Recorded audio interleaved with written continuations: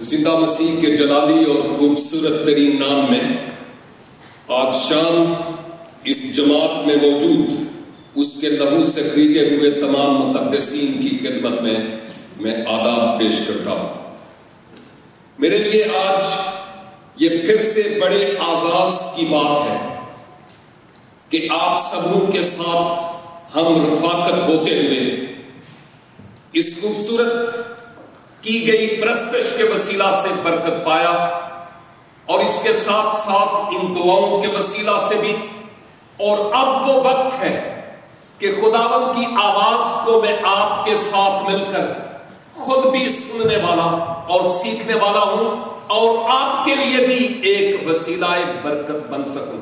میرا ایمان ہے کہ خداوند آج جو کچھ کہنا چاہتا ہے وہ ہم میں سے ایک ایک کے لیے باعث برکت ہوگا، اور کوئی بھی ایسا شخص نہیں ہوگا جو اس گیٹ سے نکلتے ہوئے یہ کہے، اپنے دل میں یہ فیل نہ کرے کہ مجھے خداوند نے آج برکت نہیں دی، کیونکہ میں جانتا ہوں کہ جو برکت دینے والا ہے وہ میری ضرورت کو بھی جانتا ہے اور آپ کی ضرورت کو بھی جانتا ہے۔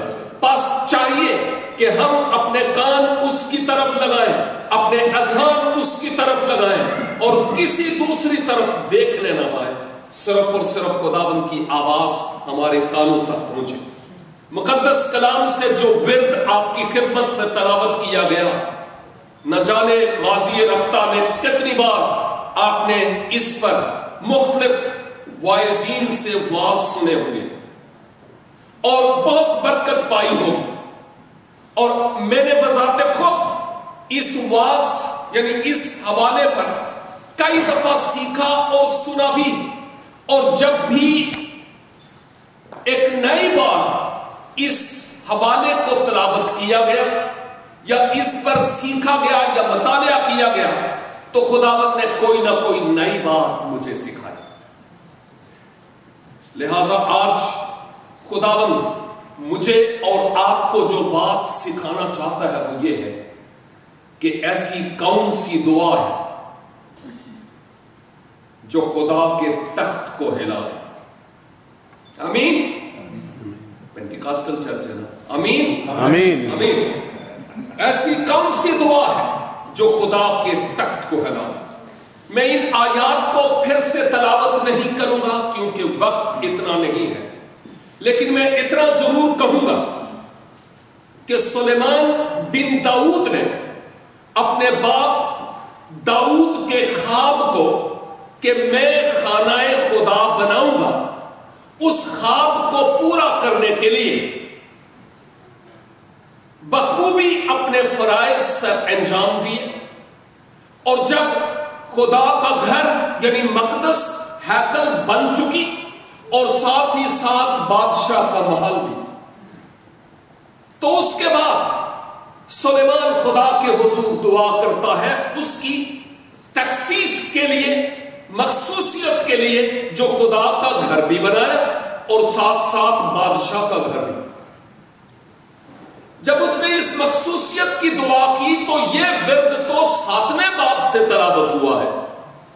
6 باب میں بہت طویل دعا ہے جو سلیمان نے خدا کے حضور کی، وقت اجازت دے اور دل کرے تو اچھے بچوں کی طرح بعد میں ہوم ورک کیجئے گا اور اس 6 باب کو دیکھیے گا کہ اس کی دعا کیسی تھی۔ ممکن ہے کہ اس کا جو انداز دعا تھا اس کا اثر ہماری دعا پر بھی ہو اور ہماری دعا کا بھی انداز بدل جائے۔ جب سلیمان دعا کرتا ہے اس کے بعد رات کو خدا سلیمان پر ظاہر ہوتا ہے۔ مجھے نہیں معلوم کہ اس وقت سلیمان جاگ رہا تھا یا خواب میں اس پر ظاہر ہوا، کیونکہ یہ بات یہاں پر نہیں لکھی، لیکن اتنا ضرور ہے کہ اس کی دعا سے لگتا ہے کہ سلیمان مرد دعا تھا، اور اغلب ہے کہ وہ رات کے پہروں میں دعا کرتا ہوا ہو، 2 زانو ہو کر اور خدا کے حضور جبین نیاز ہو کر، سر تسلیم غم ہو کر وہ دعا کرتا ہوا ہوگا۔ ممکن ہے کہ وہ گھٹنوں کے بل خدا کے حضور جھکا ہو اور رویا میں اس پر ظاہر ہوا ہو. توجہ دیجئے گا, شاید خدا رویا میں اس پر ظاہر ہوا ہو رات کے وقت, اور پھر خدا سلیمان کو یہ کہتا ہے کہ جو دعا تو نے یہاں پر کی ہے اس دعا کو میں نے قبول کر لیا. کتنی خوبصورت بات ہو کہ اس انداز سے اور خاکساری سے دل انڈیل کر دعا کی جائے آنسوؤں کے ساتھ, کہ آسمان والا خود کہے کہ میں نے تیری دعا کو سن لیا. کتنی خوبصورت اور کتنی بابرکت اور کتنی زبردست بات ہوگی. سلیمان نے دعا کی اور آواز آتی ہے کہ میں نے تیری دعا کو سن لیا. ہماری دعاؤں کے اینڈ پر یہ آواز آتی ہے یا پھر بھی شاکی رہنا ہے, پتہ نہیں خدا نے سنی ہے کہ نہیں, پتہ نہیں کیا ہوا, پتہ نہیں کیوں نہیں سنی, اور پھر یوں سنی سنائی کر دیتے ہیں. انسان ہوتے ہوئے ہماری زندگی میں بعض اوقات اس طرح کے اتار چڑھاؤ آتے رہتے ہیں, لیکن سلیمان کو آواز آئی کہ میں نے تیری دعا کو سن لیا ہے, اور جو کام تو نے کیا ہے میں نے اس کام کو اپنے لیے قبول کر لیا ہے. یہ گھر خدا کا گھر کہلائے گا, میرا گھر کہلائے گا. یہاں پر جو قربانیاں کی جائیں گی میں ان قربانیوں کو اپنے حضور قبول کروں گا. کتنی خوبصورت بات ہے کہ جو کام خدا کے جلال کے لیے کیا جائے خدا اس کو قبول کر لے, کہ جو کام تو نے کیا ہے میں اس کو قبول کرتا ہوں. تیری پرستش میرے حضور قبول ہوئی ہے, تیری دعائیں میرے حضور قبول ہوئی ہیں, تیرے ہدیے نذرانے, تیری کمٹمنٹ, تیری منسٹری جو کچھ بھی ہے اس کو میں نے اپنے لیے قبول کیا ہے. کتنا خوبصورت ہوگا کہ یہ آواز خدا کی طرف سے ہمیں روح میں سنائی دے.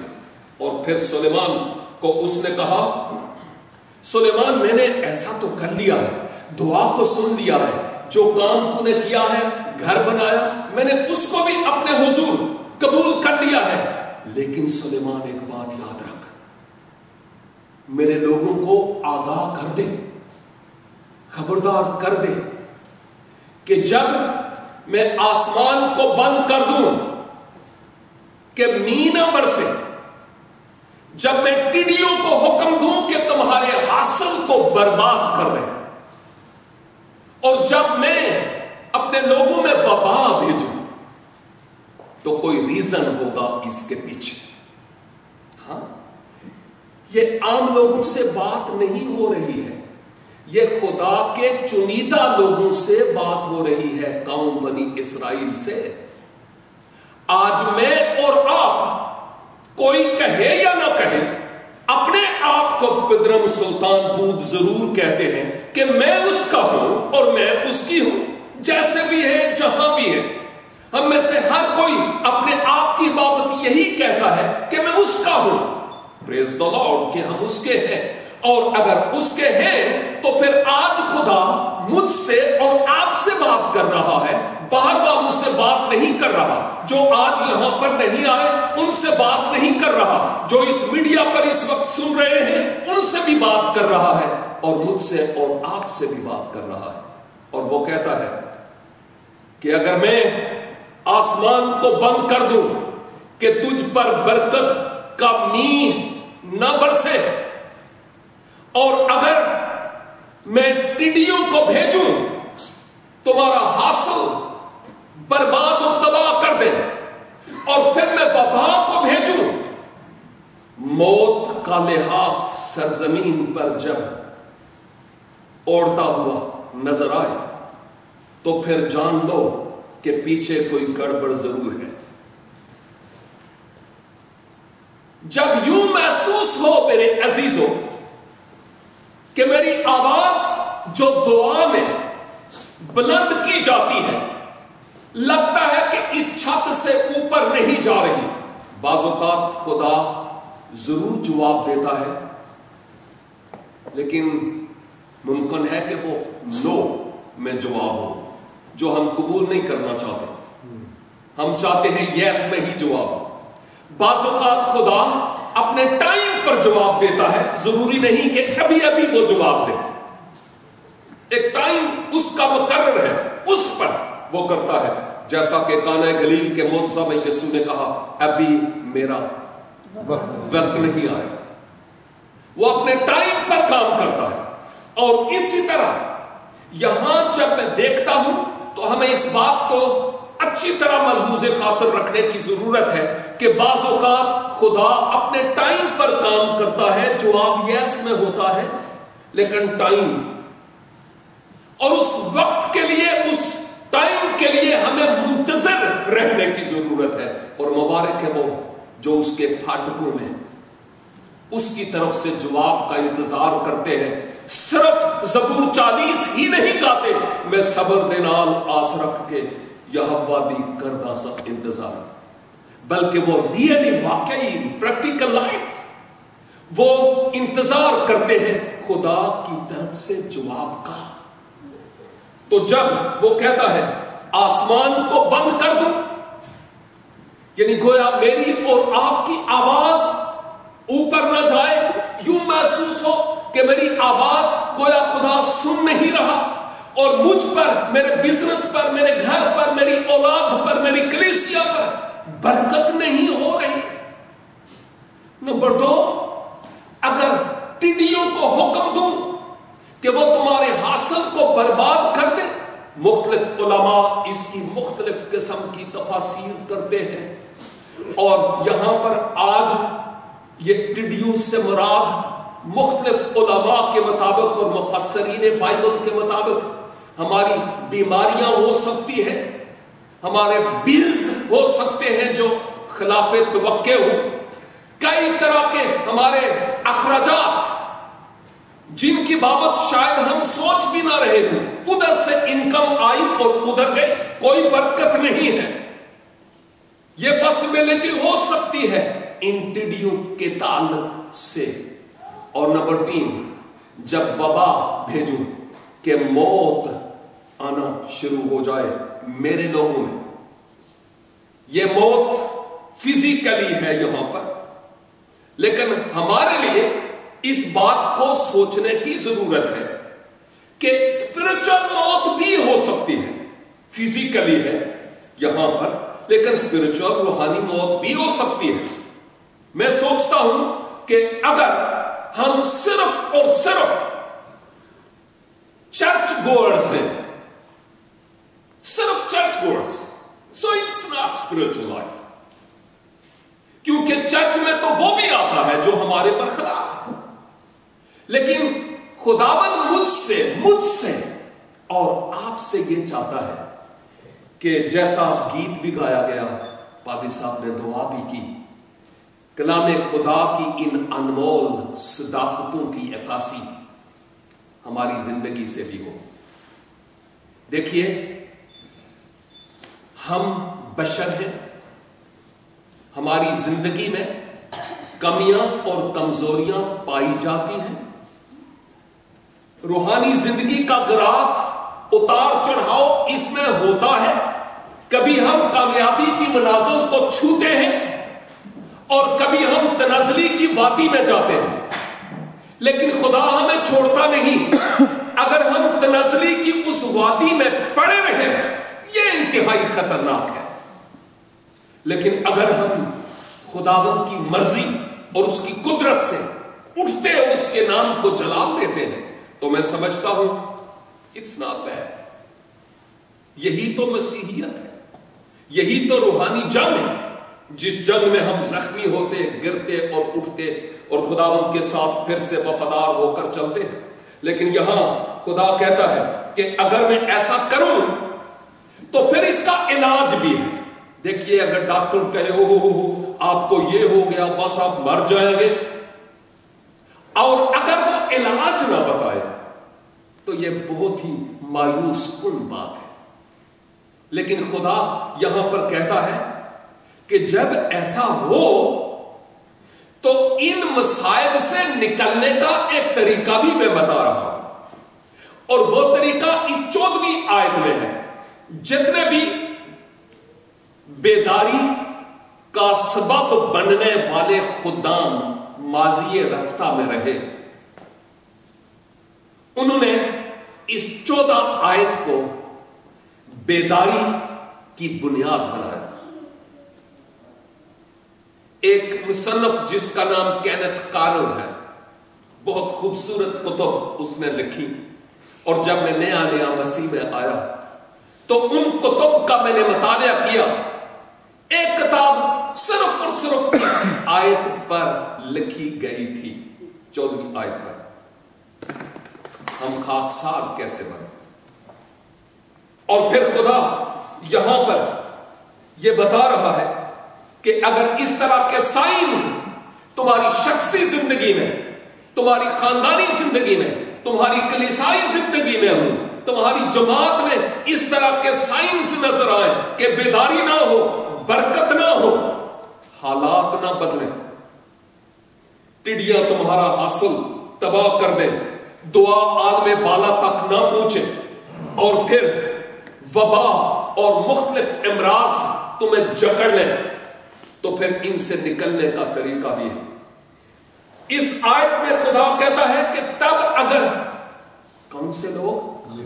میرے لوگ، یعنی یہ ان لوگوں سے تو بات ہی نہیں ہو رہی جو خدا کے نہیں ہے،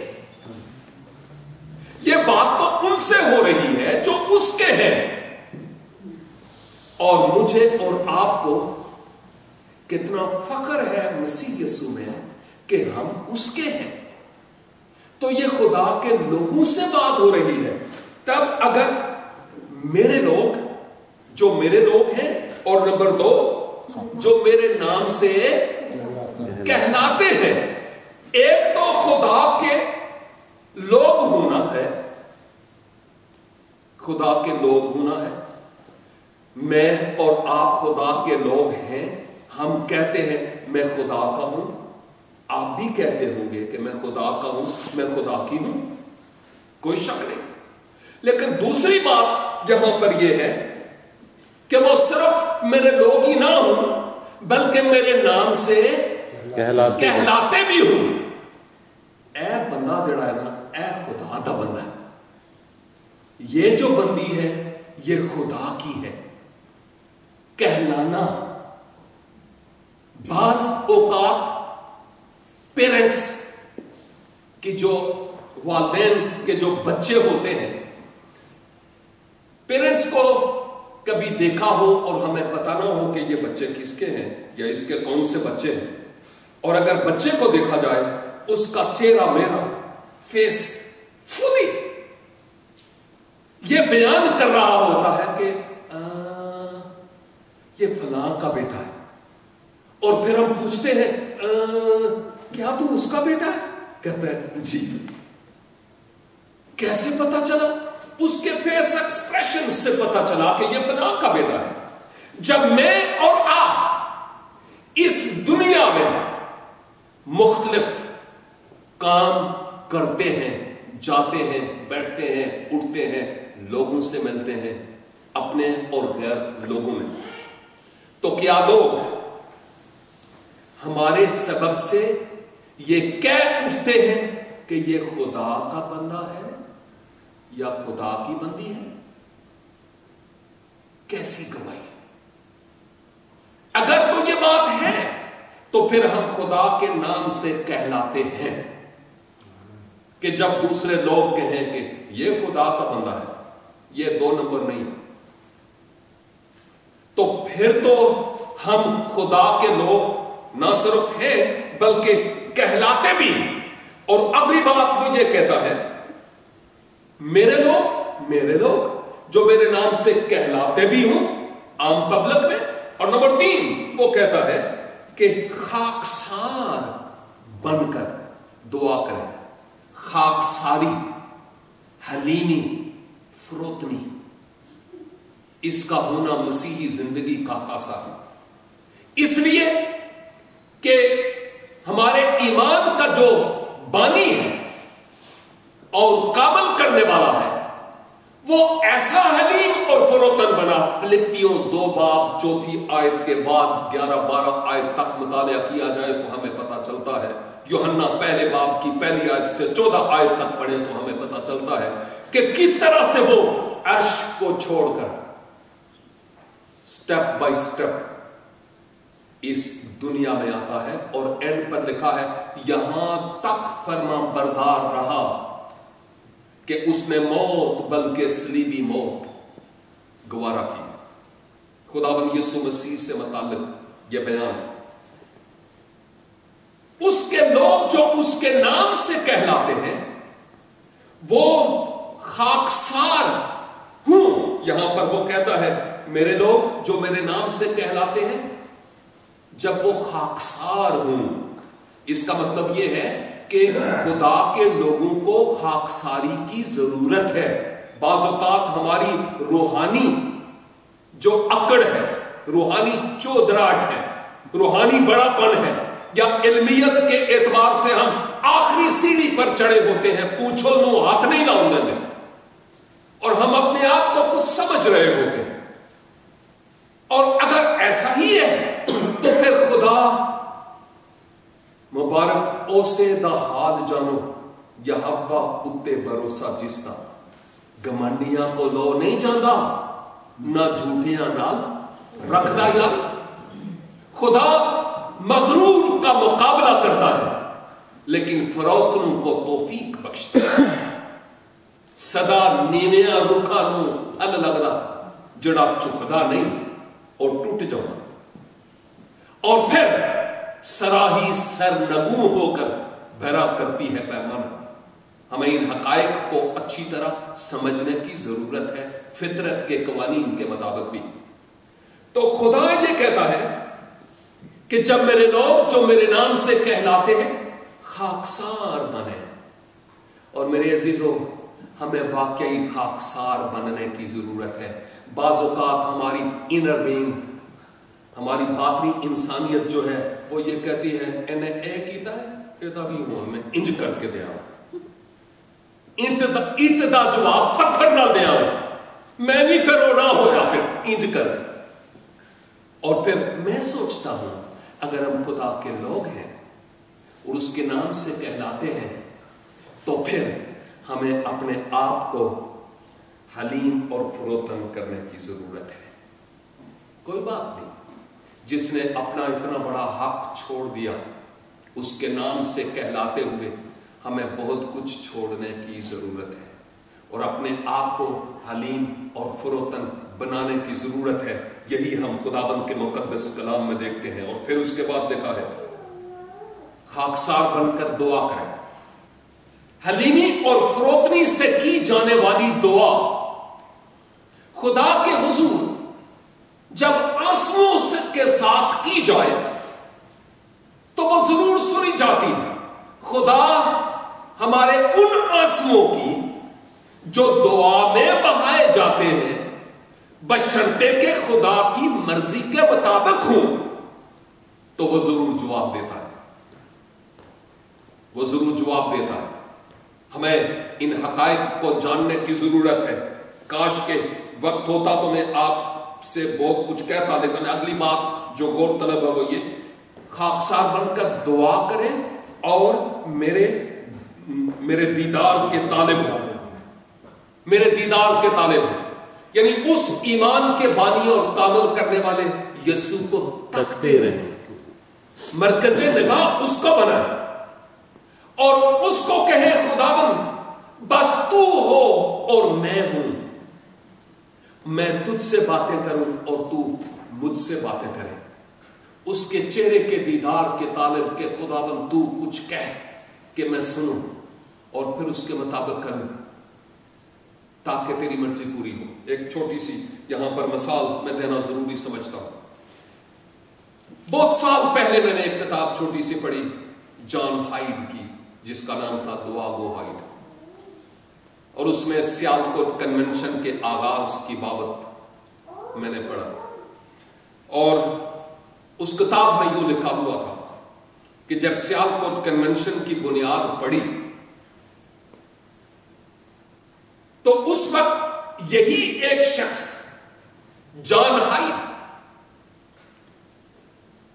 وہ شخص تھا جس کو خدا نے بوجھ دیا کہ اب جہاں پر سیالکوٹ کنونشن ہوتی ہے وہاں پر کنونشن ہو. اس وقت وہ جنگل میں، اور کئی ساتھی اس کے ساتھ ملے اور انہوں نے مل کر دعائیں کرنا شروع کی.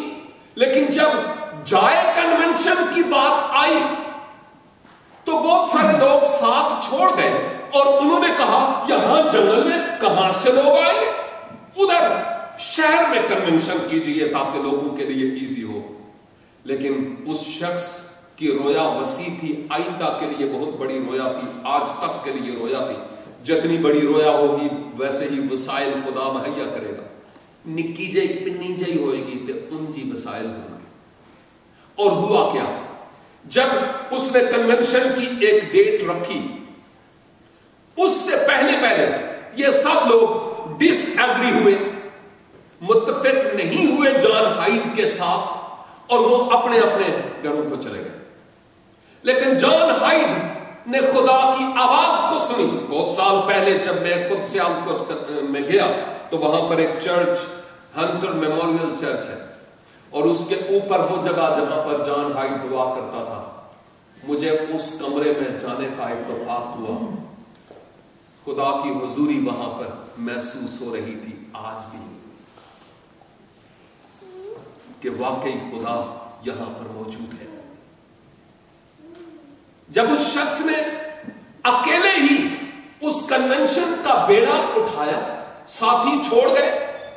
جب وہ خاص ڈیٹ آئی کہ جب کنونشن ہو تو بے شمار لوگ، ہنڈریڈز لوگ، بہت سینکڑوں کی تعداد میں لوگ اس کنونشن میں وہاں آئے. جو لوگ توقع نہیں کرتے تھے ان کے خلاف توقع لوگ وہاں آئے. اور جب کنونشن ہو گئی اور اس کے بعد کچھ لوگ اس کے پاس آئے، ان ساتھیوں میں سے ایک نے آ کر اس سے بڑی جرأت کر کے کہا، صاحب یہ تو بتائیے کہ اس کنونشن کی کامیابی کا راز کیا تھا؟ کیسے یہ کنونشن کامیاب ہو گئی؟ ہم نہیں سوچتے تھے کہ یہ کنونشن کامیاب ہوگی اتنی دور، لیکن کیسے ہوا ہے بتائیں گے آپ؟ اور پھر جان ہائیڈ نے اس کو بازو سے پکڑا اور باہر یارڈ میں لے گیا اور اس کو دکھایا، اگر تو کنونشن کی کامیابی کا راز جاننا چاہتا ہے تو یہ راز ہے. اور جب اس شخص نے اس طرف دیکھا تو گھاس تھا وہاں اس یارڈ میں، اور جہاں جان ہائیڈ کے گھٹنے ٹکتے تھے، جہاں اس کی کونیاں اور ہاتھ لگتے تھے، جہاں اس کے پاؤں کے ٹخنے لگتے تھے، جہاں اس کا ماتھا رگڑا جاتا تھا، وہاں سے گھاس جڑوں سے اٹھی ہوئی تھی. اور اس نے کہا، if you want to know the secret، تو یہ ہے وہ راز کہ کیا کنونشن کس طرح سے کامیاب ہوئی ہے.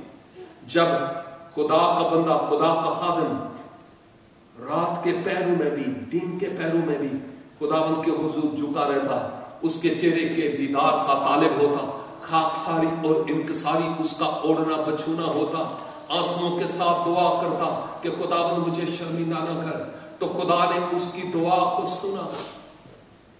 اور یہ سیکرٹ تھا اس کنونشن کی کامیابی کا جو اس نے اس کو دکھایا. یعقوب جو خداوند یسوع مسیح کا ایک پہلو کے اعتبار سے بھائی تھا، لیکن تاہم وہ شخص تھا جو یسوع کے جی اٹھنے کے بعد خداوند یسوع مسیح پر ایمان لایا. یعقوب وہ شخص ہے جس کو مرد دعا کہا جاتا ہے، کیونکہ اس کے خط کے 5ویں باب میں بہت کچھ دعا کی بابت وہ کہتا ہے. اور وہ مقدسین جن کو یہ اعزاز حاصل ہوا کہ جب مقدس یعقوب کا انتقال ہوا، انتقال سے مراد مردار ہو جانا قطعی طور پر نہیں ہے. انتقال کے معنی منتقل ہونا ہے ایک جگہ سے دوسری جگہ. مقدسین منتقل ہوتے ہیں، ایماندار منتقل ہوتے ہیں. جو مسیح میں نہیں وہ منتقل نہیں ہوتے. لیکن ہم حیات ابدی کے دروازہ سے داخل ہوتے ہیں جب ہماری جسمانی طور پر آنکھیں بند ہوتی ہیں. لیکن جو بات میں کہنا چاہتا ہوں وہ یہ کہ جب اس کا انتقال ہوا اور وہ لوگ جن کو یہ شرط ملا کہ اس کی میت کو نہلائیں، انہوں نے بعد میں ایک بڑی خوبصورت گواہی اس شخص یعقوب کی بابت دی. اور وہ گواہی یہ ہے کہ جب ہم اس کو نہلا رہے تھے تو ہم نے اس کے گھٹنوں کو دیکھا، اس کے ٹخنوں کو دیکھا، اس کی کونیوں کو دیکھا، اور ایسے اس کے گھٹنے اور ٹخنے تھے جیسے اونٹ کے گھٹنے ہوتے ہیں، چھنیاں بہ گئی. کیوں؟ کیونکہ وہ جانتا تھا کہ دعا ایک بہت بڑا سیکرٹ ہے، راز ہے، جس کے ذریعہ سے میں خدا کے تخت کو ہلا سکتا ہوں. اور وہ مسلسل دعا کرتا رہا. اور خدا یہاں پر مجھے اور آپ کو بھی کہتا ہے کہ تم میرے ہو، لیکن کیا تم میرے نام سے کہلاتے بھی ہو؟ نمبر 3، کیا تم اپنے آپ کو خاکسار بنائے ہوئے ہو، یا بڑا پن ابھی تک تجھ میں ہے، غرور اور تکبر کا روح؟ اس کو مار دے.